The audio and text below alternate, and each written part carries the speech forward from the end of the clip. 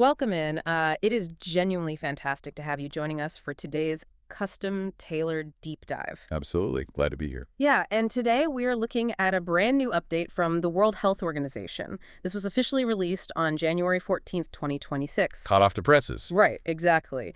And it details it's a completely overhauled set of manuals on foodborne disease surveillance and response. Which is a massive undertaking. It really is. And, if you're working in public health or logistics, data infrastructure, you already know that disease surveillance isn't just this simple matter of checking boxes on a clipboard. No, definitely not. It's about building a highly responsive international data pipeline, one that tracks biological threats way before they can paralyze the supply chain. That is exactly the right lens to view this through. I'm really glad to be unpacking this with you today because we're not talking about local restaurant hygiene inspections here. What? We are looking at a comprehensive blueprint for an invisible global safety net.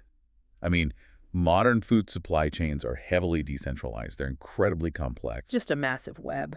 Exactly. A single contamination anomaly in one region can cross multiple national borders in a matter of days.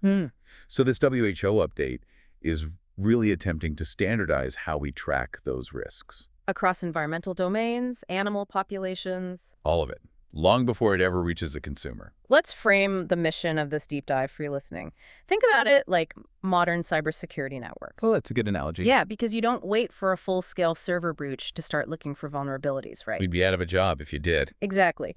You monitor the network traffic for anomalies, you quarantine suspicious data packets early, and you patch the vulnerability so it doesn't spread across your entire enterprise architecture. Catch the spark before it burns down the forest. Precisely. Right. And that is essentially what the WHO is trying to do with biological threats in our food system. So we are going to explore how these new manuals provide the architecture to stop a localized cluster of bad food from compounding into a multinational public health emergency. The cybersecurity analogy works so well because it highlights the fundamental challenge the WHO is facing here, which is uneven infrastructure. Right. The global disparity. Yeah.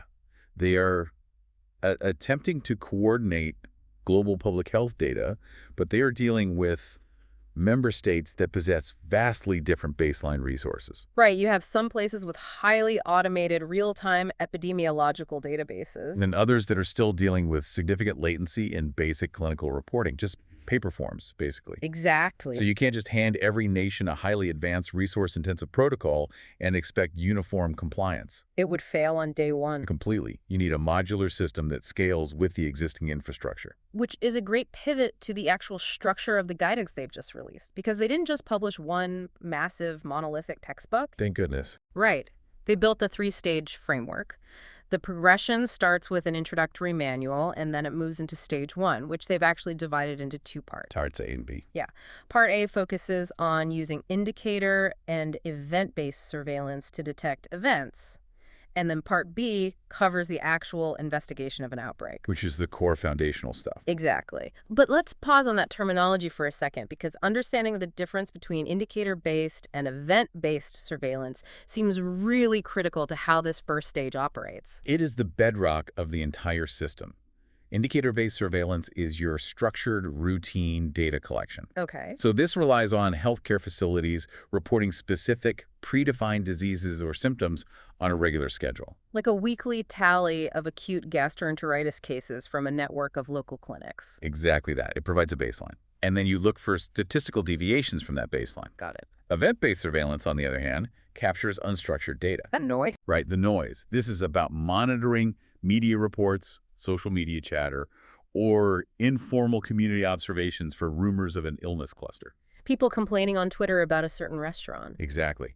So stage one, part A, is about teaching authorities how to aggregate both the structured data and the unstructured noise to detect a signal early. So stage one is really just about establishing the baseline capability to simply realize a problem exists in the first place. Right. And then having the fundamental protocols, which is Part B to launch an initial investigation. Yes. Now, once a country has stabilized that capacity, the framework scales up to stage 2, which is titled Strengthening Indicator-Based Surveillance. Which is exactly what it sounds like. It seems to be where they focus on improving the fidelity and speed of that structured data. And the transition from stage 1 to stage 2 is often where systems face the most bureaucratic friction. Why is that? Well, stage 1 proves you can collect data, but stage 2 demands that you audit the quality of that data. Ah, making sure it's actually useful. Exactly. Are the local clinics reporting consistently? Is there too much latency between a patient presenting with symptoms and the national database actually registering the case? If it takes 3 weeks for a report to upload, the outbreak is already over. Precisely. So strengthening indicator-based surveillance means reducing that latency, improving laboratory confirmation rates, and ensuring the data pipeline is robust enough to handle higher volumes without collapsing. That sets up the final tier beautifully. The Stage 3 manual is focused on, and I'll quote it directly, integrating surveillance data to better understand risks across the food chain. This is the holy grail. Yeah, this is where the framework stops being just a medical or epidemiological tool and becomes a massive cross-functional operation. The overarching philosophy here is what the WHO calls fit for purpose and sustainable. Sustainability is the key word here. Yeah. Bureaucratic frameworks often fail because they demand the impossible from systems that are already operating at maximum capacity. Right. By modularizing this into 3 stages, the WHO allows countries at different stages of economic or infrastructural development to build systems progressively. So a nation doesn't have to feel like it's failing international standards on day 1 just because it lacks advanced tech. Exactly. It builds a core reporting network, optimizes the data flow, and eventually integrates that data with external sectors when it's ready. And that integration is where the updated guidelines really challenge the traditional public health mindset. Oh, absolutely. Because historically, if there was a foodborne illness, the local health department handled it. It was seen strictly as a human health problem. Right. But the Stage 3 manual explicitly mandates that surveillance requires integrating data across public health, food safety, laboratories, animal health, and environmental sectors. It's huge. They are pushing for a completely multi-sectoral architecture. And if we connect this to the bigger picture, this represents a critical shift away from siloed data. Breaking down the walls. Right. A foodborne pathogen doesn't spontaneously generate in a processing plant.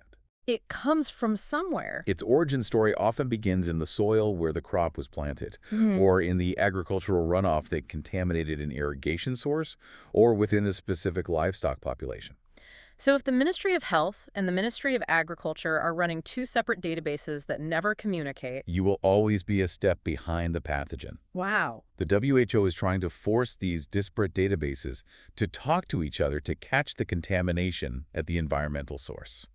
Let's run a hypothetical for the listener to see how that actually changes the day-to-day workflow. Sure. Let's say we aren't just waiting for 50 people to show up at an emergency room with severe E. coli infections. How does this multi-sectoral approach catch it earlier? Okay, so in a fully integrated Stage 3 system, the environmental sector might be routinely sampling local water sources. Just doing their normal checks? Right. And they detect an unusual spike in a specific strain of E. coli in a river that is commonly used for agricultural irrigation. Because their database is linked with the food safety and agricultural sectors, this triggers an automated alert. Instantly. Instantly. The agricultural sector immediately identifies which farms pull from that water source and what crops are currently being harvested. And then they just halt the harvest. Exactly. They can embargo those specific crops before they ever reach the distributor. That proactive shift is massive. You're moving from reactive outbreak investigations, where you're working backward from a sick patient, to proactive risk assessment. Neutralizing the threat based on environmental signals. Right. But building out cross-departmental communication is notoriously difficult in any government structure. Put it mildly. Jurisdictional turf wars, incompatible software, funding disputes, these are the realities on the ground. Which brings us to a part of the update I found particularly compelling. The tools. Yes, the practical toolkit they've included to actually bridge this gap. The translation of high-level policy into ground-level execution is where most international guidelines fall apart. They just sit on a shelf. A comprehensive policy document is useless to a field inspector who's trying to contain an active outbreak at a dairy facility. And the WHO clearly recognized that. They emphasize that these manuals provide practical guidance for action, and they back that up with tangible resources. They really did. The new release includes self-assessment instruments, decision trees, templates, field investigation tools, and real-world case studies based on actual experience. They aren't just handing down mandates. Right. They're providing the actual administrative templates to execute them. Yeah. And those self-assessment instruments are perhaps the most vital component of that toolkit. Why do you say that? Because before a national authority can improve its system, it has to undergo a rigorous, honest audit of its current capabilities. You have to know where your blind spots are. Exactly. These instruments allow a country to systematically map its infrastructure, identifying exactly where the data bottlenecks or communication gaps exist between their health and environmental sectors. And once they've identified a gap, let's say they realize their local inspectors don't have a standardized protocol for interviewing staff at a contaminated facility. Right. They don't have to draft one from scratch.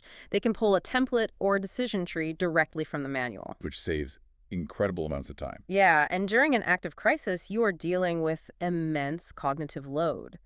Providing a decision tree reduces the mental friction for the person on the ground. Definitely. It ensures consistency in how the data is gathered, regardless of which local jurisdiction is handling the event. And that consistency is what makes the subsequent data analysis possible. Right, apples to apples. If 10 different regional inspectors are using 10 different methodologies to investigate a salmonella cluster, the resulting data is going to be incredibly noisy. Unusable, really. By standardizing the field tools, the WHO is ensuring that the data feeding into the national pipeline is clean, structured, and comparable. It bridges the divide between international theory and the muddy boots reality of field epidemiology. I want to shift our focus to how these manuals address the current and future landscape. Yeah, that's important. Because they aren't just a rehash of old protocols. The updates weave in several emerging global priorities, specifically highlighting equity, modernized data use, and tying disease surveillance directly to food contamination monitoring. Which we discussed with the multi-sectoral approach. Right. But one of the most pressing factors they integrated into the new additions is the influence of climate change on foodborne risks. The inclusion of climate and environmental factors as a core variable in disease surveillance is a necessary evolution. It really is. Historical epidemiological models rely heavily on predictable baselines. We generally know which pathogens thrive in which regions during specific seasons. Summer brings certain risks, winter brings others. Exactly. But as global temperatures change and weather patterns become increasingly erratic, those historical baselines are becoming less reliable. We often think of climate change in terms of rising sea levels or, heat waves, but its impact on microscopic pathogen distribution is profound. Absolutely. For instance, warmer coastal waters are expanding the geographical range of Vibrio bacteria, which contaminates shellfish. Right. So regions that never had to monitor heavily for Vibrio are suddenly seeing clusters of infection. And beyond temperature shifts, extreme weather events act as massive distribution mechanisms for contamination. Like flooding. Exactly. A severe, unseasonal flood can wash untreated agricultural waste across miles of terrain, depositing pathogens into fields of leafy greens that are typically secure. Fields that were miles away from the source. Right. Because these environmental variables are shifting unpredictably, the WHO is signaling that surveillance networks can no longer be static. A rigid system built for the climate realities of the late 20th century will fail to detect the shifting threat vectors of the coming decades. The infrastructure must be deeply adaptable. And adaptability requires modern tools, and the WHO update does address the integration of high-tech methodologies, specifically mentioning whole genome sequencing, or WGS. That's a huge one. Yeah. For those working with biological data, WGS has been an absolute game changer. It allows laboratories to map the entire DNA sequence of a pathogen, giving them the ability to pinpoint its exact origin with incredible precision. It's amazing technology. You can match the genetic fingerprint of the bacteria in a patient to the exact swab taken from a specific piece of equipment in a processing plant. It is an unparalleled forensic tool. But the WHO manuals present a very critical caveat regarding its deployment. Right. They don't just say, everyone buy a sequencer. Not at all. The guidance heavily emphasizes that advanced methods like whole genome sequencing only deliver their intended value when they are built on a foundation of strong basic capacities. You have to walk before you run. Exactly. Yeah. There is a real danger of what we might call technological leapfrogging. where a health ministry invests heavily in a state-of-the-art genomics lab. while their basic clinic reporting is still happening on delayed paper forms. It is the classic issue of investing in the shiny new technology without building the back-end data architecture to support it. Right. If you can sequence the genome of a pathogen in 24 hours, but it takes 3 weeks to gather the epidemiological metadata like what the patient ate and where they bought it, the speed of the sequencing is essentially wasted. Because the genetic data exists in a vacuum without the epidemiological context. Exactly. The manuals stress that a country must be structurally ready to sustainably integrate these technologies, mastering stage 1 and stage 2, ensuring fast, accurate, routine data collection and multi-sector communication is a prerequisite. You have to have the pipeline. Only when that foundational pipeline is secure can a system meaningfully leverage the granular data provided by whole genome sequencing. It is a very pragmatic, grounded approach to technological adoption. That pragmatism is a reflection of the team that developed this update. We should really look at the global leadership driving this initiative because it underscores the collaborative nature of the framework. Yes. The official release highlights quotes from the co-chairs of the working group on foodborne disease surveillance integration. We have Dr. Intisar Salim El-Daribi. From a mom. Right, the Director of Risk Assessment and Food Crisis Management at the Food Safety and Quality Center in Oman. And Mr. Yahi Kande, a technical officer for food safety at the Africa Centers for Disease Control and Prevention in Ethiopia. Having leadership rooted in Oman and Ethiopia is highly significant. It shows it's not just a European perspective. It demonstrates that this framework was not developed in a vacuum at the WHO headquarters in Geneva. It was forged by experts who understand the realities of operating in diverse geographical and economic contexts. They know what actually works in the field. They understand the practical challenges of building multisectoral networks in regions that face unique environmental and infrastructural pressures. Their statements in the release really crystallize the intent behind the manuals. Dr. Al-Gharibi focused heavily on the ultimate goal of these systems, which is translating data into timely action. Getting ahead of the curve. Right. It isn't just about passive observation or building impressive dashboards for the sake of it. It is about moving from information gathering to active intervention to protect public health. And Mr. Kanda expanded on that by contextualizing the framework within broader international obligations. Connecting it to the bigger policy picture. He pointed out that addressing these diseases effectively is critical for member states to fulfill their requirements under the international health regulations. And it directly aligns with the broader WHO global strategy for food safety. Yes.